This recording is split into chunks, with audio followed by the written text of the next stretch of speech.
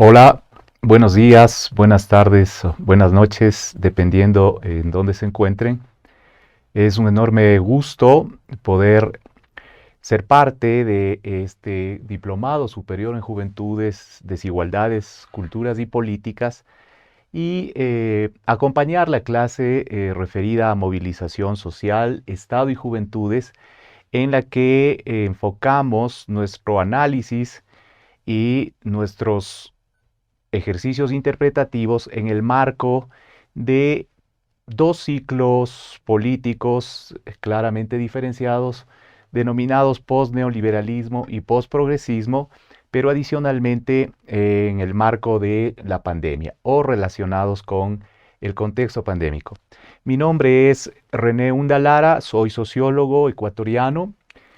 Trabajo en el grupo de investigación sobre niñez, adolescencia y juventud de la Universidad Politécnica Salesiana de Quito.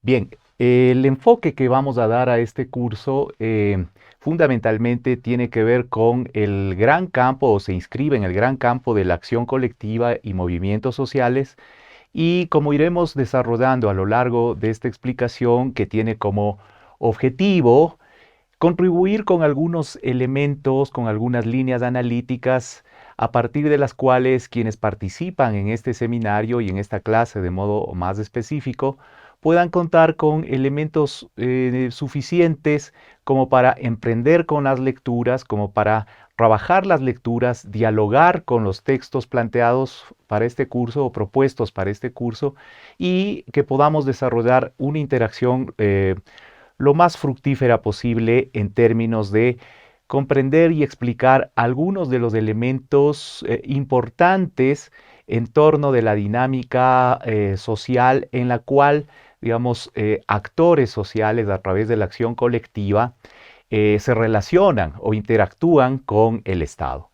El objetivo central de este curso es contribuir con elementos analíticos acerca de la dinámica general que adopta la movilización social en la región, específicamente la que se produce, digamos, a partir del presente siglo, y de las formas particulares que adopta y que se producen en cada país como expresión de sus específicas configuraciones societales, ¿no? En este entramado, sobre todo, nos interesa enfocar en las diversas formas de participación política juvenil, ¿no? Con un énfasis sobre todo en lo que el campo de la acción colectiva puede ofrecernos, ¿no? Es decir, vamos a analizar la acción colectiva, digamos, es centrado, enfocado en el tema de la movilización social como una de sus dimensiones constitutivas, pero sobre todo relacionándolos o inscribiéndonos en el contexto pandémico. Entonces, para eso, en este curso se plantean algunas lecturas. Esta lectura básica, que es la de Francisco López Segrera, ¿no? Que si bien ya tiene algunos años, nos permite sobre todo entender términos históricos, llamémosle, una especie de bisagra temporal mediante la cual entenderíamos los ciclos políticos que son objeto de estudio en este curso. Ahí nos interesa sobre todo entender cómo se produce el tránsito del primer momento neoliberal en América Latina, años 80 y 90, ¿no es cierto? El ascenso de la nueva derecha, sobre todo el trabajo político que vinieron haciendo las derechas en este momento llamado post-neoliberalismo, digamos, con todas las reservas conceptuales que pueden hacerse con respecto a este término, y que está muy asociado a la emergencia de los llamados progresismos, gobiernos progresistas o ciclos progresistas, ¿no? Entonces, vamos sobre todo a enfocar la lectura ahí en el capítulo introductorio y en el capítulo 3, ¿no? Y hay una serie de lecturas complementarias, digamos, digamos, que funcionan como referencias justamente de acompañamiento a la lectura básica, ¿no?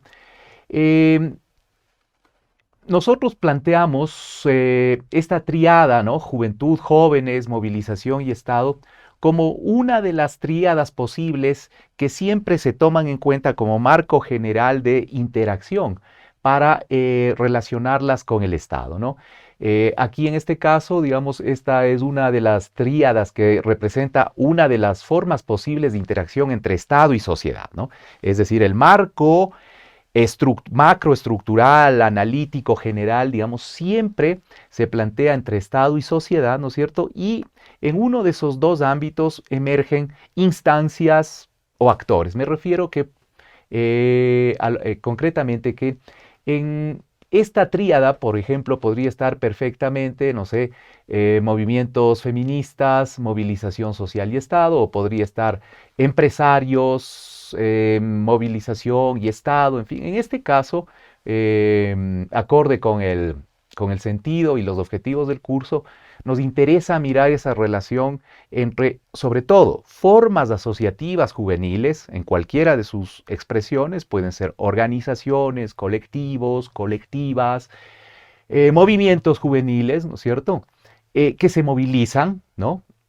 Y que se movilizan, digamos, teniendo siempre como referencia sus propias estructuras organizativas, sus demandas, sus intereses, pero siempre con relación a eso que se llama Estado, ¿no? Entonces, hay un presupuesto de partida fundamental que es que para entender, irnos, digamos, introduciendo en aquello que llamamos movilización social, tanto en términos categoriales, en términos teóricos, como en las aproximaciones a sus constataciones empíricas, a sus formas empíricas, ¿no?, de experiencia social, llamémosle, es importante tener en cuenta que el conflicto está presente siempre en las relaciones, en las interacciones sociales, y es una condición inherente al propio desarrollo de diversificación y especialización de las sociedades, no tanto como una cuestión natural, ¿no?, de las sociedades, sino como una producción social, como un producto social que a la vez también va reconfigurando sociedad. Entonces, nos situamos siempre en el campo general del conflicto, en cualquiera de sus expresiones, y a partir de la comprensión de que el conflicto es lo que mueve las sociedades, podemos de alguna forma también irnos aproximando a la movilización social. Entonces, la movilización social, de forma muy simplificada, para plantear solamente una posible línea explicativa y analítica, la vamos a entender como un aspecto constitutivo de la acción colectiva, ¿no? De la acción colectiva en términos de la asociatividad de grupos de personas, de grupos de acción concertada que desarrollan sus acciones a partir de sentimientos de injusticia, de agravio, de afrenta a las condiciones de vida en general, ¿no es cierto? Y que desarrollan en definitiva un conjunto de acciones, luego veremos de repertorios, a partir de los cuales hacen presentes sus malestares y sus formas de reclamo o de exigencias en la esfera pública, ¿no? Y siempre, digamos, con relación a oponentes, ¿no es cierto?, a élites, a distintos grupos también con los que se plantea una determinada acción comunicacional o contenciosa, digamos, confrontativa, ¿no es cierto?, en términos de acción colectiva. Y entonces, este aspecto constitutivo de la acción colectiva es justamente uno de los aspectos o uno de los momentos, uno de los componentes que nos permite entender en términos más amplios la teoría o las teorías de la acción colectiva, ¿no? Entonces es una de las formas posibles en las que la sociedad, a través de grupos, asociatividades, movimientos sociales, intentan modificar o transformar el Estado. Y para ello, digamos, es necesario tener en cuenta, digamos, que se orientan hacia la modificación de las condiciones de organización de la sociedad, ¿no es cierto?, en distinta escala, en distinto calado, ¿no? Apuntan, por ejemplo, hacia la transformación de cuestiones estructurales o de demandas muy específicas, ¿no es cierto? Y adicionalmente esto, en definitiva, toma en cuenta o tiene que considerar aspectos que se orientan hacia, por ejemplo, las demandas por una mayor participación social, como la participación social en la riqueza socialmente producida, conquista o ampliación de derechos, ¿no es cierto?, desde un poco las causas que movilicen justamente a esos grupos, a esas agregaciones sociales. Digamos, se movilizan también por inclusión de demandas en la agenda pública, ¿cierto? Etcétera. Es decir, el conjunto de demandas, de reclamos, de exigencias, de pliegos de peticiones son diversos y eso, digamos, se producen de acuerdo con las específicas carencias, necesidades o déficits de los grupos situados en un contexto determinado. ¿Por qué se desarrolla, digamos, em, la movilización social? Porque justamente se presentan situaciones en determinados contextos que son percibidos por grupos de personas como injusticias o afrentas a la dignidad, ¿no es cierto? Y en ese sentido, digamos, hay que considerar que en un escenario generalizado y atravesado por desigualdades, y precarización generalizada de la vida, ¿no es cierto? Las situaciones percibidas como injusticias y agravios están en definitiva a la orden del día, especialmente en América Latina, que es el continente más desigual del planeta, ¿no? ¿Cómo se movilizan? Para entender ya las modalidades, las procedimentalidades, si cabe el término de la movilización, entonces es necesario tener en cuenta que también hay un elemento constitutivo, no necesariamente previo, ¿no? Pero que está estrechamente vinculado al componente de movilización, que es la organización, ¿no? Es decir, la organización de grupos, de personas, de colectivos, ¿no? En que esa forma de organizarse adopta determinadas geometrías, es decir, una estructura organizativa y una estructura organizativa en la que sus componentes, sus miembros también desempeñan o desarrollan distinto tipo de funciones, ¿no? En las que también van procesándose de una manera específica o particular las decisiones que esa organización toma, la orientación, y asimismo va produciéndose también formas identitarias, ¿no es cierto?, que cabalmente permiten identificarse al grupo hacia adentro y también hacia afuera, ¿no? Entonces, la estructura organizativa y la estructura movilizatoria de un determinado grupo, ¿no? De un determinado movimiento colectivo, entonces son cuestiones que están muy vinculadas y tienen que ver fundamentalmente con, digamos, un conjunto de factores que explican el cómo se organizan, las estructuras que adoptan la organización y también cómo van creando sus propias estructuras de movilización.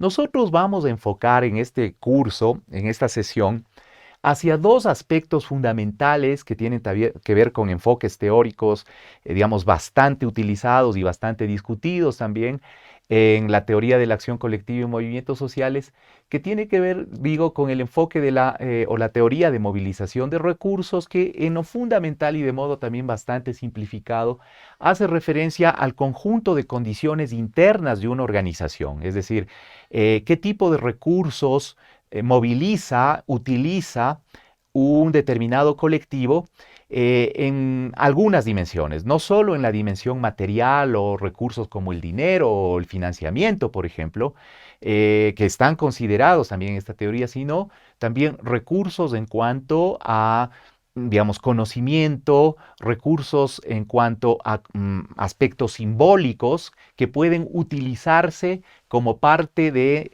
la estructura de movilización, ¿no? De los recursos de movilización de una organización, pero también a llamémosle, las condiciones externas, ¿no? Que están sobre todo bastante trabajadas en la teoría de las estructuras de oportunidades políticas, ¿no? Y que, digamos, son teorías que empiezan a trabajarse ya en los años 70, finales de los 70, y que han tenido un ulterior desarrollo bastante, digamos, abundante y prolífico. Entonces, estas dos dimensiones o enfoques teóricos son también fundamentales como para situar y plantear elementos comprensivos explicativos, digamos, con un alto nivel de solidez para entender el lugar y las posibilidades de movilización social, ¿no? Y cuando hablamos de el cómo se movilizan, inevitablemente hacemos también referencia ya a las modalidades específicas y concretas de esa movilización que están, digamos, categorizadas en también en el campo conceptual, digamos, si un poco uno ve los desarrollos que ha tenido el tema este de los repertorios de acción colectiva, ¿no? Es decir, las formas específicas, las formas en las que un grupo se presenta a través de una serie de rutinas o de prácticas rutinizadas para expresar sus reclamos, para movilizarse, para manifestarse, para moverse en el espacio público, para hacer, digamos, sentir que sus consignas o sus cánticos, sus formas de apropiación del espacio público, digamos, van a producir unos determinados efectos, ¿no? En función del logro de objetivo o del logro de el cumplimiento de sus demandas, ¿no es cierto? Entonces, es importante ver el cómo de la movilización social porque ahí están condensados y concentrados una serie de aspectos, digamos, previos y en curso como las configuraciones identitarias, los intereses compartidos, las formas organizativas, cómo los miembros de una organización, digamos, que se moviliza, de un colectivo que se moviliza, pueden hacer algo a partir de sus conocimientos, de sus experiencias y evidentemente eso constituye un lugar analítico, digamos, bastante interesante, amplio y prolífico, ¿no? En el caso nuestro nos interesa sobre todo, en el caso de nuestro curso, de esta materia, el lugar de los jóvenes en términos de cómo se organizan, se estructuran y qué hacen las distintas formas asociativas juveniles que constituirá la parte de cierre y final de esta sesión. Pero bien, una vez situado el campo, el subcampo específico de la movilización social en el campo general de la acción colectiva y relacionada la movilización social con las estructuras organizativas, ¿no es cierto? Entonces tenemos que en este dibujo inicial que empezamos haciendo, ¿no es cierto? La movilización social es un componente, reitero, importante, inevitable, digamos por lo demás, de la acción colectiva y que está estrechamente vinculado a las formas organizativas, ¿no? Hay muchos más elementos constitutivos de estos campos, pero vamos a enfocarnos en eso. Ahora bien, en términos ya de los procesos políticos, en América Latina, esto voy a pasar un poco más brevemente, ¿no es cierto? Nos interesa en este curso enfocar en aquello que se llamó ciclos o gobiernos progresistas. Aquí le vamos a asociar, vamos, un poco, digamos, laxamente al término post-neoliberalismo, ¿no? Ahí hay un campo de discusión también interesante. No necesariamente son sinónimos progresismos y post-neoliberalismos por una serie de razones que solamente voy a enunciar acá.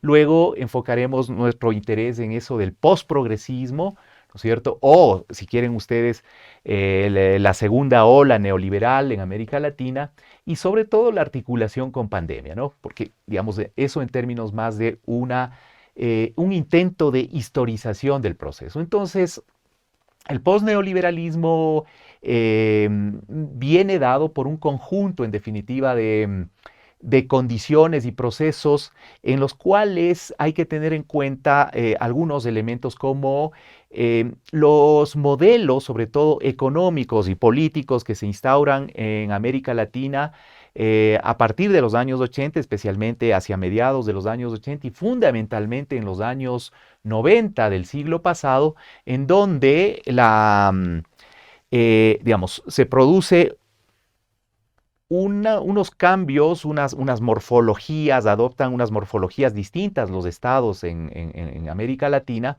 y que fundamentalmente se caracterizan por un repliegue del Estado en cuanto, digamos, instancia reguladora de las relaciones sociales en general, ¿no? El Estado de alguna forma es cooptado o es cada vez más capturado por, digamos, élites empresariales, financieras, que instauran algo que también la teoría nos cuenta, ¿no? La teoría ha trabajado y explicado esto en términos de un gobierno económico de la política, ¿no? Ya no es en definitiva un Estado que a partir de los principios democráticos regula, orienta, una sociedad, organiza una sociedad, sino que más bien son los intereses económicos, especialmente de, digamos, grupos de poder, los que controlan ese Estado y, en definitiva, le transforman en una entidad, llamémosle, en un espacio eh, útil para la maximización, digamos, de los intereses rentistas de los sectores dominantes de nuestra sociedad, digamos, en términos muy simplificados. Entonces, el neoliberalismo tiene distintas dinámicas, movimientos. En lo fundamental, podríamos decir que en esta desregulación se prioriza, por ejemplo, la desregulación del mercado laboral, ¿no? Del mundo del trabajo, a partir de categorías o de propuestas como flexibilización laboral, ¿no es cierto? Un eufemismo muy utilizado en los distintos gobiernos de la región entre los años 80 y 90. Otra dinámica importante a considerar en este momento de la primera ola neoliberal es la desregulación de los mercados financieros, ¿no? Es decir, un poco bolsas de mercado bursátil y banqueros, digamos, imponen sus leyes, digamos, y suceden cosas como el corralito en Argentina o el feriado bancario en el caso ecuatoriano. Y también hay digamos, un proceso de apropiación privada de lo público que se presenta de modo agresivo y creciente, ¿no? Es decir, lo que en una palabra conocemos como privatizaciones, ¿no? Entonces, en este marco de cosas, la sociedad se moviliza porque siente una precarización cada vez más intensificada de sus condiciones de vida, problemas como el desempleo, problemas como, en definitiva, la incertidumbre, la inseguridad, en torno de los mismos recursos que la gente deposita en los bancos, sobre todo una imposibilidad en cuanto a acceso a empleo, ¿no es cierto? Hay un cierre de las estructuras de oportunidad en lo laboral, hay una privatización de ámbitos, digamos, importantes para la reproducción de la vida, como educación y salud, que tienden a privatizarse, ¿no es cierto? Y entonces en este marco de cosas es que se producen una serie de procesos organizativos, movilizatorios, que dan pie a lo que llamamos a finales de los años 90, en algunos países como Ecuador, por ejemplo, hasta el primer lustro del presente siglo, ¿no es cierto?, en términos de una entrada al ciclo progresista, ¿no es cierto? Y digamos, vuelvo a la lámina anterior un poco para entender que ese posneoliberalismo, ¿no es cierto?, supone eh, algunos ejes, algunas líneas, no solo de acción, sino también algunas líneas proyectivas, ¿no? Es decir, como posibilidad de construir o de perfilar un horizonte de posibilidades, ¿no es cierto? Un horizonte, si es que ustedes quieren, de sentido, un horizonte emancipatorio, a partir de varios ejes que plantean los gobiernos progresistas, ¿no? Como es la recuperación de lo público, la, digamos, instauración de políticas redistributivas a través de reformas institucionales, ¿no? Movilizaciones populares están a la base de esto. Se plantea una planificación centralizada estatal, en algunos casos desde arriba, ¿no es cierto? Eh, Hay, digamos, una serie de propuestas que emergen ahí en términos de interacción, ¿no? Entre, llamémosle, sociedad y Estado a partir de la acción gubernamental, ¿no? Y que tienen que ver con algunas categorías interesantes como la instauración o la configuración de lo nacional popular como una expresión que dé cuenta, en definitiva, de un principio fundamental de las sociedades y estados y democracias modernas, que es el principio de igualdad, por ejemplo, ¿no es cierto? Y entonces se van, en definitiva, configurando también sobre la marcha en la medida en que por vía electoral varios gobiernos, en definitiva, en América Latina, digamos, varias fuerzas sociales y políticas asumen el poder, ¿no? Entonces, en este marco de cosas, digamos, como algunos elementos importantes a mencionar, em, esta recuperación del Estado como un ente regulador, en donde se vuelve a situar lo público como el espacio, en definitiva, de referencia entre individuo, sociedad, los principios de igualdad democrática, las prácticas de políticas redistributivas como una característica, ¿no? digamos, traen una serie de reacomodos en la dinámica sociopolítica en los países en los que los gobiernos progresistas justamente gobiernan en aquel periodo, ¿no? Si uno quiere una referencia, podemos empezar con la Venezuela de Chávez, 1998, luego Brasil, Argentina, 2002, luego Uruguay, Bolivia, Ecuador, en fin, una serie de países en los que, digamos, el ciclo progresista se inaugura a partir de, digamos, de justamente políticos y líderes progresistas que instauran justamente este momento sociopolítico en varios países de América Latina.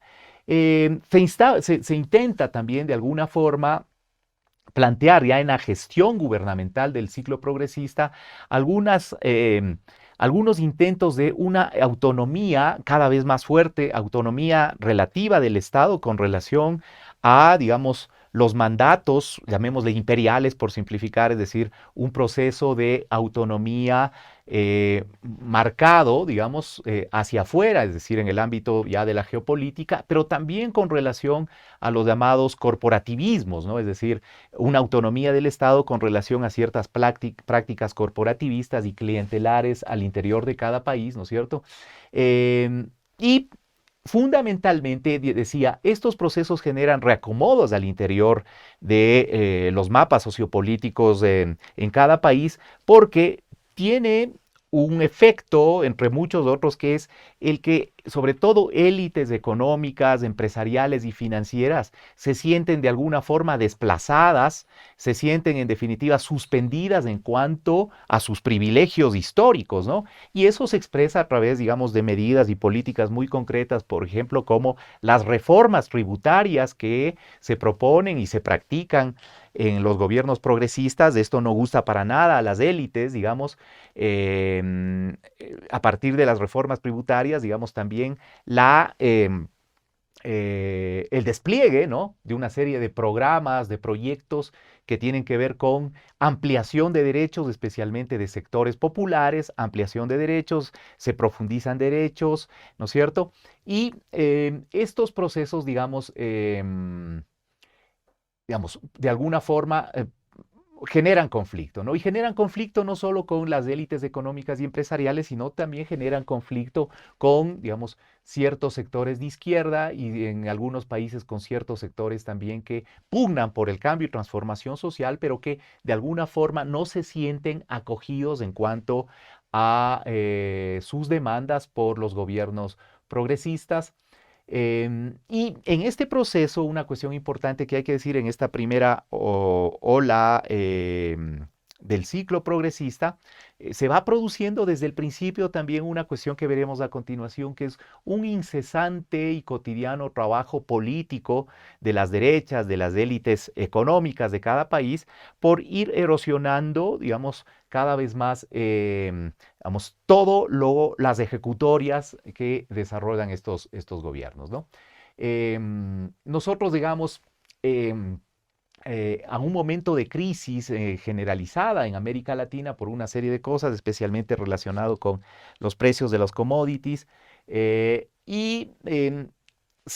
crisis se hace visible, sobre todo en 2013, 2014, en el caso de los países que tienen un alto nivel de dependencia en cuanto a ingresos por hidrocarburos, por ejemplo, como es el caso ecuatoriano, ¿no es cierto?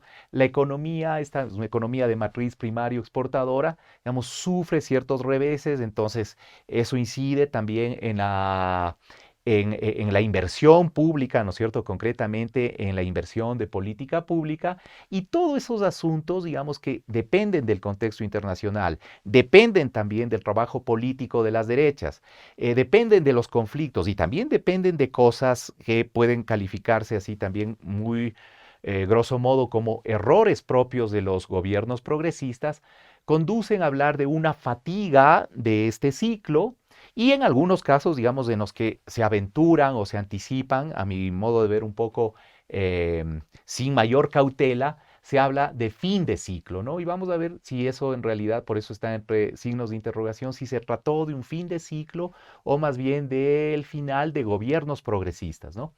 En el contexto pandémico, luego, digamos, de esta primera ola, en varios países nos encontramos directamente con el advenimiento de la pandemia, ¿no es cierto? Y yo preferiría dejar el tema de la pandemia para tratarle ya directamente con la movilización de organizaciones juveniles a partir de una investigación que desarrollamos en el grupo de trabajo sobre juventudes e infancias con la coordinación de la doctora Melina Vázquez, ¿no? Entonces, para mirar el tema de la movilización, ¿no es cierto? Hay varios referentes importantes, ¿no? Que tienen que ver con la movilización y que están, digamos, en esta lámina intento mostrar estos elementos, digo, que están de alguna forma presentes en buena parte de la literatura para entender cómo se van produciendo movilizaciones sociales en América Latina, más allá de que los epicentros, digamos, o en una perspectiva más genealógica, es decir, las condiciones que hacen posible estas movilizaciones tienen que ver con procesos que se producen no necesariamente en América Latina, ¿no? Y que por poco la relación de dependencia o articulación marginal con los polos de decisión o los centros de decisión hacen que en definitiva esos efectos se sientan acá y que las sociedades se movilicen. Entonces, uno es el crash petrolero de 1973 que produce efectos y un efecto cíclico de larga duración. Otro hito fundamental es el consenso de Washington, en donde, digamos, se hace una evaluación concretamente de que los modelos de desarrollo implementados desde posguerra en América Latina no han dado los resultados que esperaban porque digamos, han producido más pobreza y han profundizado brechas de desigualdad, ¿no? Y entonces se viene el advenimiento de la primera ola neoliberal, como habíamos comentado, ¿no es cierto?, en donde se dan fundamentalmente estas tres dinámicas que había mencionado, muy características del modelo neoliberal, ¿no? La privatización, la flexibilización laboral y la desregulación del mercado financiero, ¿no? Em, Desde la lógica de la movilización política juvenil, es interesante también mencionar los como antecedentes, ya en la parte analítica teórica, antecedentes del ciclo progresista, es que se habían estudiado los jóvenes, ¿no es cierto?, a partir de las políticas públicas, los movimientos estudiantiles, las culturas juveniles en los años 80, 90. Luego, el neoliberalismo también en la medida en que genera procesos individualizantes cada vez más marcados, se plantea también estudiar la lógica de la diferencia por sobre la identidad. Luego asistimos a digamos, durante los años 90, sobre todo, a una suerte de progresiva consolidación del campo de estudios con un estatuto autonómico, digamos, más marcado, con sus objetos de estudio más delimitados, quiero decir. Y sobre todo, dentro del desarrollo del campo de estudios de juventud, aparte de culturas juveniles, identidades juveniles, enfoques sobre todo de carácter psicosocial, biomédico, muchas veces empieza también a posicionarse un interés creciente por estudiar las dinámicas organizativas y movilizatorias juveniles desde finales de siglo y a partir del presente siglo. Entonces ha habido un desarrollo bastante prolífero y fructífero en cuanto al estudio en general, digamos, en general de la relación entre juventudes y política, ¿no? Entonces, en el ciclo progresista, desde la perspectiva de las organizaciones juveniles, lo que podemos advertir es que se produce una creciente politización, no necesariamente partidista, ¿no? Politización en un sentido amplio, ¿no? Es decir, de compartir demandas, ampliar esas demandas, transmitir esas demandas a través justamente de procesos organizativos y movilizatorios, una suerte de reencantamiento juvenil por la política, ¿no? Que se advierte con, digamos, de modo heterogéneo, ¿no? A nivel regional, es decir, en unos países con mayor intensidad que otros, con ciertos recursos, con ciertas, digamos, llamémosle herencias y legados también como parte de una cultura democrática propia de un determinado contexto, ¿no? Entonces, en ese sentido, se produce esto que es importante en términos de la organización y los movimientos juveniles, ¿no? Que es esa suerte de reencantamiento o interés, digamos, por la política, especialmente de formas asociativas juveniles, ¿no? Es importante mencionar también que las estructuras de oportunidad, ¿no? En general, políticas, las estructuras de oportunidad económicas, en lo laboral, las estructuras de oportunidad en el campo educativo, se abren en el ciclo progresista y eso constituye también, digamos, condiciones importantes a tener en cuenta para entender si quieren ustedes, una mayor participación cada vez más de, digamos, de grupos, de sectores populares y fundamentalmente por una serie de razones, entre ellas la composición demográfica de América Latina, fundamentalmente de los jóvenes, ¿no?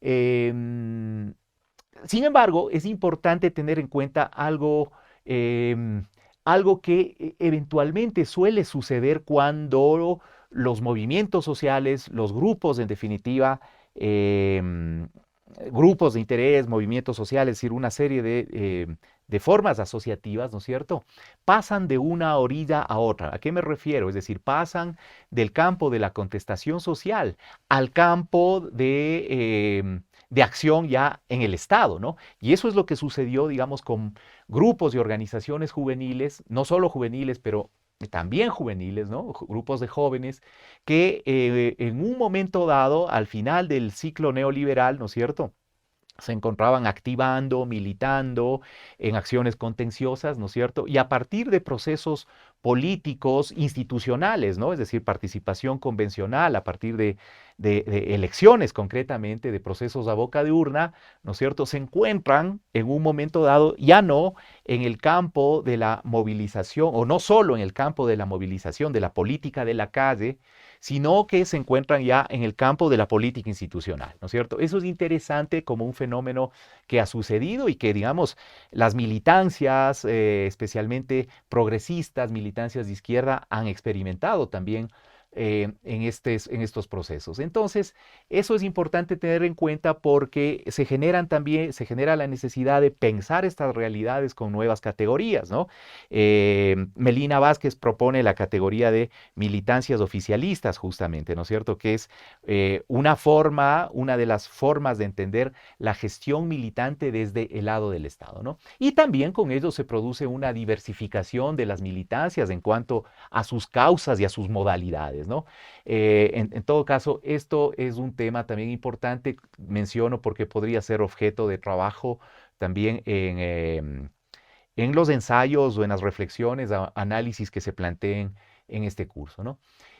Cuando hablamos de postprogresismo, estamos haciendo referencia a una suerte de fatiga del ciclo progresista y el advenimiento, en unos casos, de lo que se llama la segunda ola neoliberal, ¿no? Y fundamentalmente esto tiene que ver con el declive, ¿no? He mencionado ya algunos de los factores que están señalados en esta lámina, pero hay que añadir algunas cuestiones importantes que se vinieron sucediendo, digamos, no solo cuando los gobiernos progresistas dejan de ser gobierno, ¿no? Em, Sino que se vienen, en definitiva, presentando de alguna forma de manera anticipada, ¿no? Es decir, como una suerte de erosionamiento hacia los gobiernos progresistas por parte de sectores, digamos, oponentes o contradictores. Y entonces, fundamentalmente en el ciclo postprogresista o en el inicio del ciclo postprogresista se instala esta llamada judicialización de la política o lawfare. Ahí las grandes empresas y corporaciones mediáticas juegan un papel fundamental, ¿no es cierto? En términos de generación, sobre todo, de sentido común, instalación de representaciones sociales, ¿no es cierto? Sobre todo sectores medios y populares. Un machacamiento cotidiano, en definitiva, digamos, elementos como la corrupción de los gobiernos progresistas, que es atacada permanentemente, digamos, tenga o no tenga sustento, este tipo, entre comillas, de acusaciones, ¿no es cierto?, que circulan, digamos, prolíficamente por medios de comunicación y redes sociales. Y entonces, digamos, En esta segunda oleada neoliberal, nosotros nos encontramos que hay continuidades, persistencias e innovaciones antidemocráticas con respecto a la primera oleada, ¿no? Hay un autoritarismo de mercado y de lo que se habla, digamos, de la categoría con la que digamos, se ha intentado definir a este segundo momento neoliberal en América Latina, es de neoliberalismo autoritario, y veremos cómo, a mi juicio, esta adjetivación o esta categorización hoy por hoy, a partir de sobre todo las revueltas de 2019, ¿no? Que inician en Ecuador, octubre de 2019, se extienden Chile, Colombia, Brasil, bueno, Bolivia con unas circunstancias particulares por el golpe de Estado de noviembre de 2019, en fin, digo, eh, eso de neoliberalismo autoritario, digo, a mi juicio, va quedando ya un poco corto, ¿no? Se trata en realidad de un neoliberalismo autoritario, militarizado y policial, es decir, la necropolítica, digamos, o un necroneoliberalismo funcionando, ¿no? En juego. Entonces, a partir de las movilizaciones de octubre de 2019, cuando en varios países está instalado, digamos, están instalados gobiernos de corte neoliberal nuevamente, entonces sobreviene la pandemia. Y ahí interesa ver qué pasó con la movilización juvenil. Solamente como un elemento puente, interesa ver una de las características fundamentales de este declive del ciclo progresista y la entrada, digamos, de el llamado postprogresismo. Entonces, ustedes van a encontrarse en el texto de Francisco López Segrera que uno de los componentes, uno de los elementos importantes a tener en cuenta en explicación de la movilización social, de las organizaciones juveniles, de la movilización política juvenil, tiene que ver con las nuevas derechas, ¿no? Y cuando hablamos de nuevas derechas, no solamente estamos hablando, digamos, de grupos que se constituyen y que emergen y se visibilizan de forma, digamos, prístina, genuina en estos ciclos. Las nuevas derechas tienen, digamos, mucho, digamos, de las viejas derechas, tienen que ver con, en definitiva, prácticas que las derechas dictatoriales o las derechas neoliberales instauraron ya, digamos, desde los periodos de la dictadura, de los gobiernos dictatoriales en América Latina y desde la década del 80 y 90 con el retorno a la democracia y la instalación del modelo neoliberal. Entonces, eso de nuevas funciona como una adjetivación más que todo de corte analítico, metodológica, para entender ciertas distinciones entre el funcionamiento de las derechas tradicionales, dictatoriales, neoliberales de primera ola, ¿no es cierto? Y las derechas que vienen funcionando sobre todo a partir de elementos como el lawfare, como la mediatización, digamos, perversa de la información, de la difusión de información, de la amplificación de noticias, la cooptación, en definitiva, institucional digamos, de la justicia, ¿no es cierto?, de instituciones del Estado que son utilizadas para, en definitiva, atacar líderes y, digamos, proyectos de corte progresista. Entonces, lo que plantea López Segrera, digamos, es una lista más o menos extensa de esas características de las nuevas derechas, y lo que ustedes van a encontrar en la lámina, en este archivo, en este PowerPoint de apoyo, van a encontrar lo que dice López Segrera en letra normal y en cursiva van a encontrar, digamos, los elementos con los que podrían discutirse, ¿no? Es decir, esto es una propuesta, digamos, que la realizo yo, pero que, digamos, cada participante, cada estudiante de este curso podría hacerlo desde las particularidades de sus contextos, ¿no? López Segrera, por ejemplo, señala como una de las primeras características de las nuevas derechas un discurso moderado. Y bien, si esto efectivamente pudo advertirse, especialmente en los procesos preelectorales, ¿no? Estoy pensando en el caso argentino, digamos, Macri 2015, ¿no?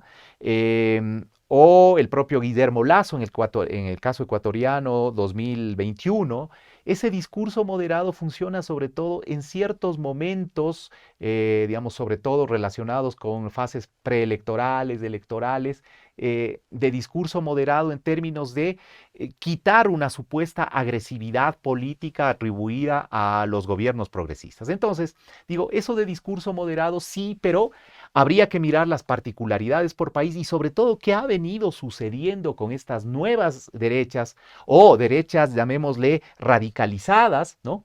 En términos de su propio lenguaje y sus propias prácticas, ¿no? Es decir, acá ese discurso moderado, por ejemplo, en el caso ecuatoriano, digamos, se ha venido, digamos, constituyendo casi en un elemento prehistórico, digamos, por mencionarlo de alguna forma, de esas nuevas derechas, porque asistimos más bien a un endurecimiento del lenguaje que adopta rasgos muy racistas, rasgos, en definitiva, descalificadores, discriminatorios, que finalmente destruyen la política, ¿no? Destruyen la política e instauran más bien la violencia. Entonces, esa como una de las características, voy solamente a mencionar una selección de estas características por motivos de tiempo, ¿no es cierto? Y algunas cuestiones que son importantes de estas nuevas derechas, como por ejemplo, las tendencias a desmontar, ¿no? A erosionar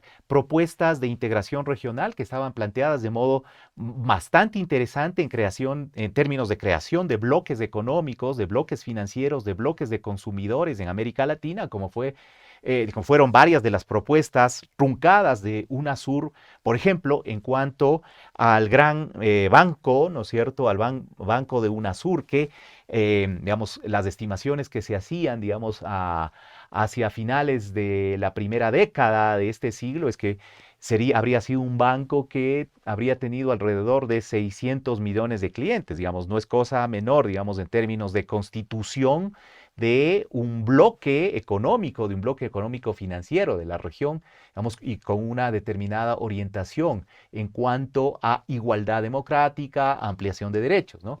Entonces, esas nuevas derechas tienen estas características, tienen propuestas también de redistribución de ingresos, pero ojo, es una redistribución que, como ha sucedido en el caso ecuatoriano, por ejemplo, asfixia a las clases medias, ¿no es cierto? Y agudiza aún más las condiciones de precarización de sectores populares, liberando a las élites económicas, por ejemplo, de pago de impuestos, se les dota de exenciones tributarias, se producen leyes que favorecen, por ejemplo, la salida de divisas que generalmente van a paraísos fiscales, ¿no? Entonces, hay ciertamente una propuesta de redistribución de ingresos, pero que claramente tiene unos nuevos beneficiarios. Hay propuestas de inclusión social más ancladas, sobre todo en prácticas asistencialistas, pietistas, filantrópicas, ¿no? Y sobre todo ese aglutinante discursivo de enfrentar a los progresismos y a las izquierdas, diabolizándolos, satanizándolos, ¿no? En términos de que, digamos, el viejo cuento de que el socialismo y el comunismo, que se asocia indiscriminadamente a los gobiernos progresistas, es una especie de cáncer del que la región tendría que preservarse, ¿no? Entonces, quiero mencionar solamente una característica más de estas nuevas derechas que me parece importante en términos sobre todo de las prácticas organizativas, movilizatorias con las que se enfrentan las organizaciones juveniles en la región, ¿no? Y que tiene que ver con que, em, sobre todo, los patrones de conducta política de las nuevas derechas que operan a distinta escala territorial, a nivel global, regional y nacional, ¿no? Estoy pensando, por ejemplo, en los discursos racistas, xenófobos de una agrupación política como Vox, por ejemplo, y cómo eso se reproduce en nuestros países en términos también de discriminación migratoria, ¿no? Es decir, cómo, por ejemplo, en todo el fenómeno migratorio venezolano, ¿cierto? Sobre todo han sido las nuevas derechas las que producen declaraciones, manifiestos, acciones, ¿no? Aquí en Chile, en fin, contra la población migrante venezolana, ¿no? Entonces, se produce, eh, digamos, xenofobia, ¿no? Expresiones de xenofobia. Yo no sé por qué se escribió aquí FH, ¿no? Le escribí con F, quizás es un asunto de la máquina, bueno, entre paréntesis. Pero también hay un recrudecimiento de discursos nacionalistas, los famosos nativismos, ¿no? La, la, la, la, permítanme, perdón, mil disculpas. La, el recrudecimiento de discursos racistas, como hemos podido observar, por ejemplo, a propósito de estos 18 días de movilización acá en Ecuador, ¿no? Fundamentalmente de sectores, llamémosle derechas radicalizadas, pero también con un elemento adicional que es cómo las derechas han estado en definitiva ganando el sentido común, la conquista del sentido común, y entonces no resulta ya muy excepcional encontrar sectores medios de la población, especialmente urbanos, en los que se reproducen estas prácticas discriminatorias, racistas, patriarcales, en fin, ¿no? Y eso es uno de los temas específicos en los que, por ejemplo, se evidenció unas ciertas falencias y déficits de los gobiernos progresistas del no trabajar con, llamémosle, la dimensión político-cultural, para mencionar de modo muy general. Bien,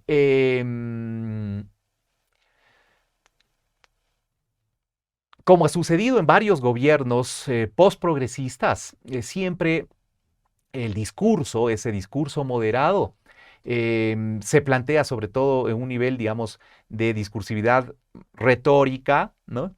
Y adoptan, digamos, fraseologías como en el gobierno de Lenín Moreno, ¿no? El gobierno de todos, el gobierno de Guillermo Lasso, el gobierno del encuentro, ¿no es cierto? Y sabemos que en definitiva eso constituye nada más que, digamos, una suerte de discurso que ha sido vaciado de su significado.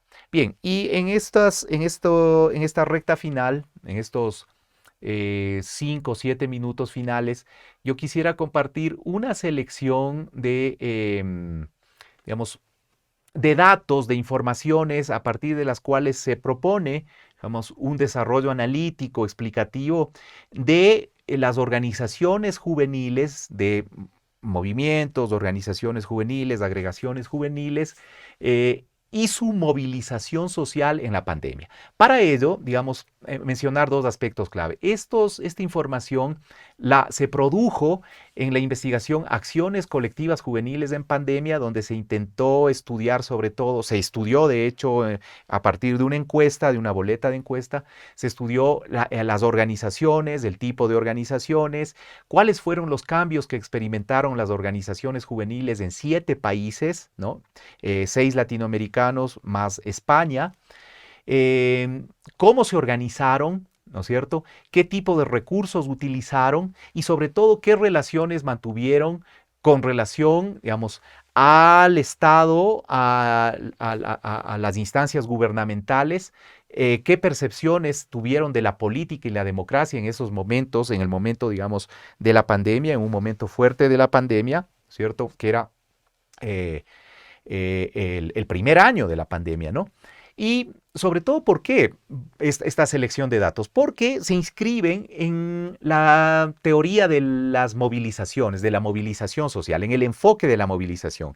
Y había dicho, si recordamos, había encuadrado al inicio, que la movilización social está relacionada con las estructuras organizativas de los grupos o movimientos, por un lado, con cómo se organizan o cómo ponen en funcionamiento esa organización, la dinámica de las organizaciones, con los recursos que utilizan, con cómo, en definitiva, procesan esas decisiones, con quién se alían, ¿no? O con quién se juntan para poder desarrollar justamente sus prácticas movilizatorias y qué tipo, en definitiva, de ideas, de representaciones, de percepciones tienen los grupos con relación a las instituciones, con relación a los gobernantes, a otras organizaciones y movimientos sociales en unos determinados contextos o procesos políticos y en unas determinadas coyunturas. Entonces, teniendo en cuenta digamos, la complejidad conceptual, complejidad en términos de la riqueza conceptual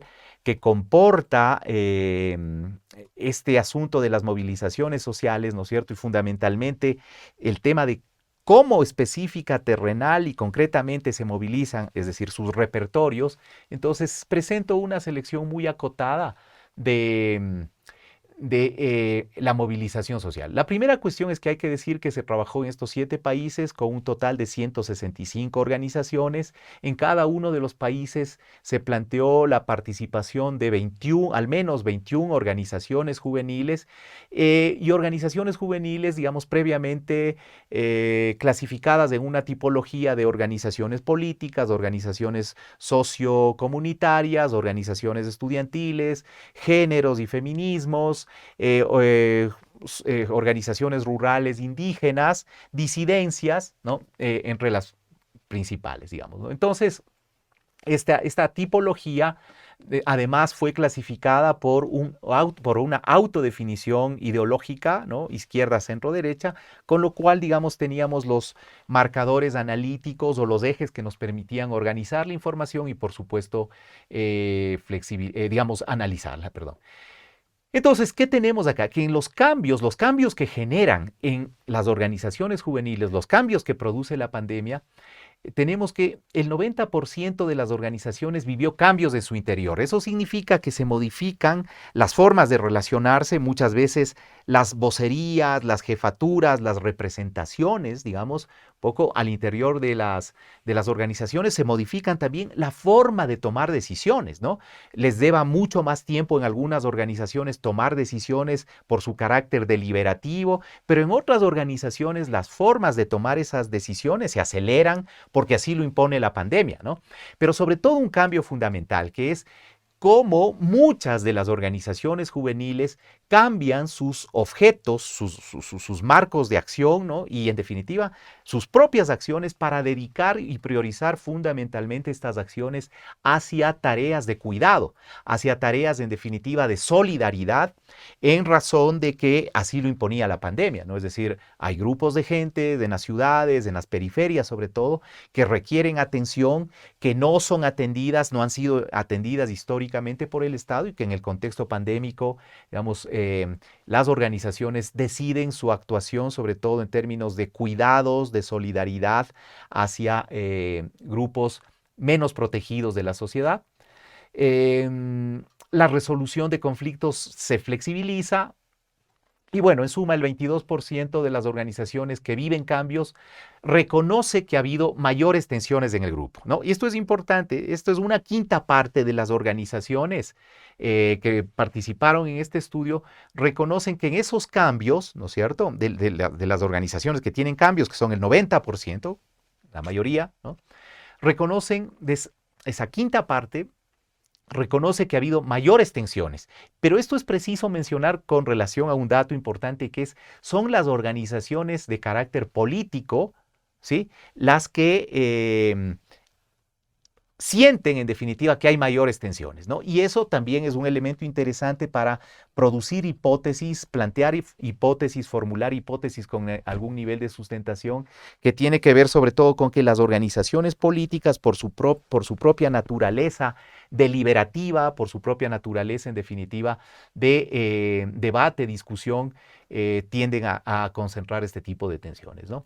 En los conflictos y tensiones nosotros vemos que hay un dato muy importante también, que es que en un 43% de las organizaciones se abren los debates, ¿no?, para participar colectivamente, ¿sí? Pero esos debates y esa toma de decisiones se hacen muchas veces más lentas. El 72% de las organizaciones reconoce cambios en la resolución de conflictos, toman decisiones de forma mucho más horizontal. Las urgencias de la pandemia, la disponibilidad de recursos, las condiciones contextuales en general pandémicas hacen que esas decisiones se tomen, digamos, adopten, si quieren ustedes, en la mayor parte de organizaciones un carácter mucho más democrático, ¿no?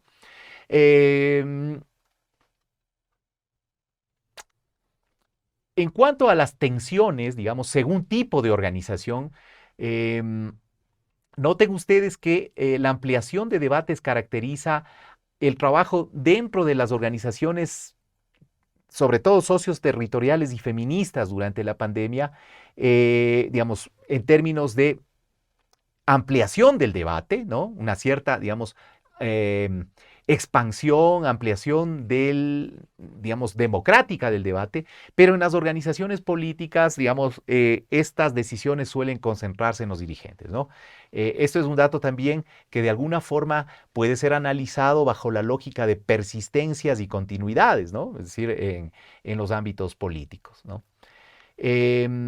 Las formas de vincularse, que hace referencia directamente a los recursos y a los repertorios, ¿no? A las formas en cómo las organizaciones, los movimientos sociales se comunican, expresan sus demandas, desarrollan formas de activismo o de hacktivismo, dependiendo de los enfoques teóricos en los que nos paremos o utilicemos, es decir, cómo desarrollamos o se desarrollan formas de activismo en la calle o en la pantalla o en las redes, ¿no? Digamos, que es una discusión supremamente interesante hoy por hoy. Entonces, vemos que la digitalización de vínculos ya, digamos, tiene un antecedente previo a la pandemia, ¿no? Es una cuestión preexistente de la pandemia, ¿no? Entonces, no hay mayor variación en las formas de vincularse y en el uso de las redes. Se intensifica en algunos casos en la pandemia, pero no hay una variación significativa, ¿no? Lo que sí puede verse es que hay un fuerte crecimiento de uso de videollamadas y de las plataformas idóneas para eso, ¿no es cierto?, durante la pandemia. Entonces, no es casual que desde 2020 y 2021 haya una eclosión, digamos, casi frenética de, digamos, encuentros, conversaciones, diálogos, debates, utilizando, digamos, una variada gama de posibilidades tecnológicas en cuanto a las videollamadas, ¿no? Pero aquí tenemos datos interesantes, por ejemplo, que, digamos, donde hay una variación, digamos, muy significativa, evidentemente, es en las reuniones presenciales, ¿no? Es decir, en el periodo prepandémico, ¿no es cierto? Las reuniones son básicamente presenciales y esto se modifica en un 92, 96, 97% en el periodo pandémico, por mencionar uno solo de esos datos, ¿no? Los principales desafíos y problemáticas que plantean, es decir, esto es en definitiva un asunto de mirar hacia adelante la movilización social. ¿Qué se plantean como desafíos, como proyecciones de realización los grupos? Y esto un poco con esto voy cerrando, ¿no? Es decir, un poco cuál es el horizonte que se plantean en términos de su participación en el momento pandémico, ¿no? Y ellos dicen que las organizaciones señalan que los principales desafíos y problemáticas está en el hecho de asegurar la participación, ¿no? Que es el mayor problema que presenta la pandemia. ¿Cómo se asegura la participación? Evidentemente, aquí hay planteada una discusión, es decir, las comprensiones de la participación, las formas de participación, las condiciones de posibilidad de la participación, ¿no es cierto? Pero nosotros centramos el tema de la participación en el campo de la movilización, ¿no?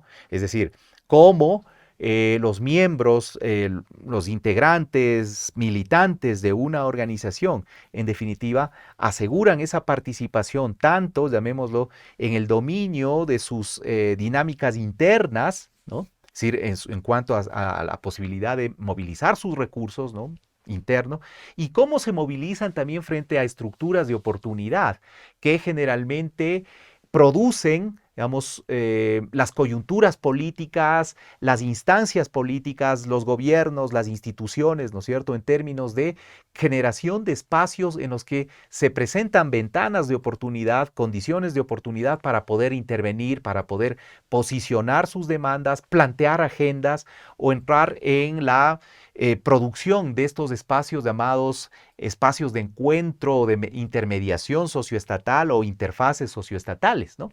Entonces, asegurar la participación y todos estos problemas de participación están asociados o vinculados a la necesidad de adaptación a la virtualidad, ¿no es cierto? Y eso significa condiciones, ¿no? Es decir, internet, conectividad, recursos, tecnología, en fin, ¿no? Entonces, en los desafíos y problemas dicen que el principal desafío es adaptar reuniones a la virtualidad. presentan como un problema una disminución de la participación, un menor tiempo para las reuniones, hasta el tema, digamos, que le presentan como una menor dificultad, digamos, que es el tema por los que trabajamos pierden relevancia, ¿no? Es decir, no hay mayor problema en suma para las organizaciones en el hecho de que hayan experimentado giros en sus acciones, ¿no? En el objeto de sus acciones, en los objetivos, en los actores con los que participan, en términos de cambiar sus prácticas, modificar sus prácticas, ¿no es cierto?, en razón de que la pandemia requiere, digamos, un determinado tipo de soporte, de ayuda, de contribuciones, ¿no?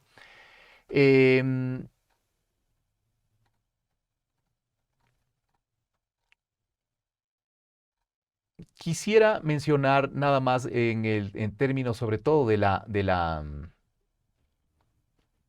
lo que hacen las organizaciones, dos láminas finales, ¿no? Que es el despliegue de la acción colectiva. Y el despliegue, si ya estamos hablando concretamente de, digamos, las modalidades o los repertorios que están, digamos, en los que se expresan este despliegue, ¿no es cierto? Y entonces nosotros vemos que antes de la pandemia, sobre todo donde se producen más cambios significativos, es en las movilizaciones y protestas, ¿no es cierto? Movilizaciones y protestas antes de la pandemia tiene un índice de 77, 64, un 78%, y eso disminuye, digamos, en más de 25 puntos, ¿no es cierto?, por razones que aparecen casi como obvias, pese a que también hubo movilizaciones, digamos, presenciales y en la calle durante el periodo pandémico, ¿no es cierto? El caso más llamativo es el caso colombiano, el caso chileno, en donde, digamos, las movilizaciones protestatarias continuaron, y donde hay, si quieren ustedes, una menor variación de las acciones o el despliegue de la acción colectiva a través de una serie de repertorios, es en la comunicación masiva a través de redes sociales. Ahí prácticamente hay un punto de diferencia, no hay una variación significativa, ¿no? Bueno, y la lámina final con la que quiero cerrar tiene que ver sobre todo con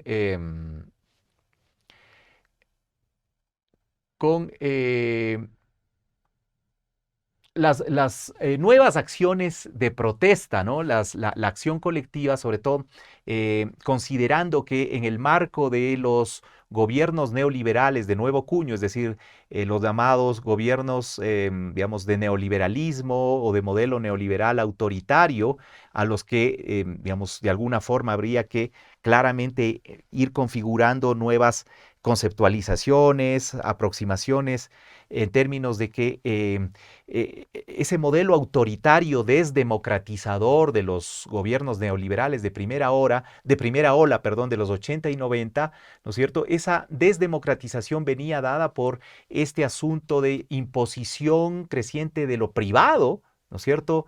Apropiación de lo público, que desdemocratiza las sociedades, tiende a borrar y a desplazar principios de funcionamiento democrático como la igualdad, por ejemplo, ¿no? La redistribución de la riqueza socialmente producida, digo. Entonces, esta desdemocratización que se produce incluso mediante procedimientos instalados en la democracia prescriptiva, en la procedimentalidad democrática, digamos, más rígida de corte liberal, ¿no es cierto? Esto incluso viene siendo borrado en este momento actual neoliberal, ¿no es cierto? Y asistimos a un, digamos, a una suerte de autoritarismo que no solamente significa o que pone en acto esta desdemocratización, sino que más bien lo que pone a funcionar son mecanismos más marcadamente represivos, ¿no? Más marcadamente represivos en términos de ya no solo promover leyes, digamos, promover marcos legales en los que se administra la vida y la muerte de la población, ¿no? Es decir, todo el conjunto del paquete de reformas laborales, todo lo que significa no solamente una reversión o retroceso de derechos en salud y educación, sino una supresión y anulación de derechos, ¿no? Muchos niños y jóvenes por fuera de los sistemas educativos crecientes, digamos, contingentes de seres humanos pidiendo piedad fuera de los hospitales para poderse atender, ¿no? Todos estos elementos, más la introducción agresiva de la doctrina del uso progresivo de la fuerza, ¿cierto? Que es una característica que recorre no solo la región, sino se instala también a nivel global, ¿no? Un uso progresivo de la fuerza, en donde las fuerzas militares, militarizadas, fuerzas policiales, eh, ocupan ya una primera posición en este marco de seguridad democrática, justamente como guardiana de este nuevo orden neoliberal o de este orden neoliberal, llamémosle renovado, ¿no? Actual. Estas nuevas acciones de protesta se entienden, digamos, y tienen que ser entendidas, me parece, en este nuevo marco de condiciones, ¿no? De condiciones político-institucionales sobre todo. Y entonces lo que se evidencia en la pandemia y que podría ser una especie, llamémosle, de puente, ¿no? En algunos casos de continuidad de lo que sucedió en la pandemia y en otros casos claramente de ruptura en la medida en que vamos saliendo de la pandemia, tiene que ver con una serie de repertorios, ¿no? Que son, digamos, interesantes tomarlas en cuenta y que nos remiten también al carácter de del contingente poblacional de las organizaciones movilizadas, ¿no? Entonces, tiene que ver con, digamos, acciones novedosas como estas caravanas de vehículos, especialmente en el caso brasilero, esto es importante, ¿no? Permiten movilización y apropiación del espacio público, pero también el caso de la movilización bicicletera, ¿no? Es decir, sobre todo agenciada desde organizaciones juveniles pro libre movilidad no contaminante, ¿no? Protestas y movilizaciones, caminatas, ocupación de edificios, digamos, guardando distancia social en el momento pandémico y sobre todo, digamos, algo que se ha extendido muchísimo ya desde los años 90, ¿no? Es decir, los cacerolazos, ¿no? Y como formas también, digamos, que López Segrera señala en el capítulo de Nuevas Derechas como formas también de las cuales se van apropiando las nuevas derechas, ¿no? Aquí fue muy sintomático ver en estos últimos 18 días de movilización indígena y popular en el caso ecuatoriano, cómo los sectores que se oponían al paro nacional, que definitivamente estaban apoyándole al gobierno de Lazo, también se convocaban en cacerolazos, digamos, en una suerte de apropiación, digamos, en algunos casos le llaman usurpación, digamos, simbólica de esto, de este repertorio, digamos, pero que está también extendido y que constituye uno de las formas o de los repertorios de acción muy extendidos también en los ciclos de protesta y a nivel también regional. En cuanto a las comunicaciones de estas nuevas acciones de protesta, ¿no? Es decir, de movilización, proyecciones en edificios, ¿no? Resultó muy curioso también acá, perdón, un poco la autorreferenciación geográfica y localista en el caso ecuatoriano, pero acabamos de terminar ayer, digamos, 18 días de un intenso proceso de movilización y protesta, que adquirió, digamos, características, digamos, de una fuerte revuelta, ¿no? Y rebelión popular, ¿no? Entonces resultó muy sintomático que en una de las zonas más exclusivas de la ciudad de Quito se hagan proyecciones, ¿no? Digamos, diarias sobre algunas cuestiones que no solamente interpelaban al régimen gubernamental, sino que exponían y compartían datos de informaciones que circulan, por ejemplo, a propósito de Pandora Papers, ¿no? En donde, digamos, esa investigación de más de 600 periodistas en 90 países del mundo dan a conocer que el presidente Guillermo Lasso, digamos, tiene en definitiva sus recursos, sus dineros en paraísos fiscales, lo cual está expresamente prohibido en el marco normativo constitucional del Ecuador, por ejemplo, ¿no? Entre otros mensajes, ¿no?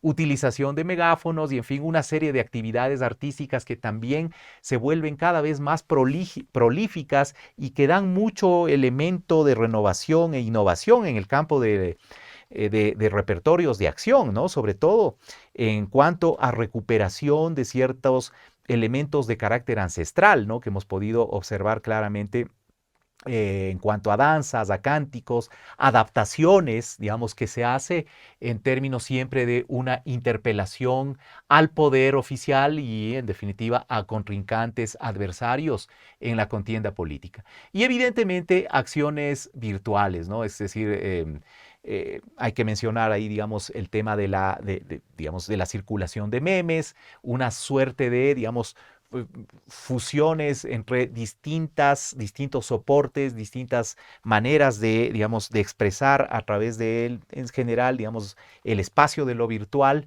las demandas, las proyecciones de realización que los grupos movilizados plantean en el campo general de la acción colectiva. En suma, digamos, estos son varios de los elementos que en estas tres partes, digamos, estructurantes del curso. Uno, las aproximaciones conceptuales a movilización social en el marco de los ciclos políticos. Dos, ciertas características acá presentadas de forma muy resumida sobre las nuevas derechas como uno de los aspectos muy novedosos, interesantes y además muy poco estudiados, ¿no?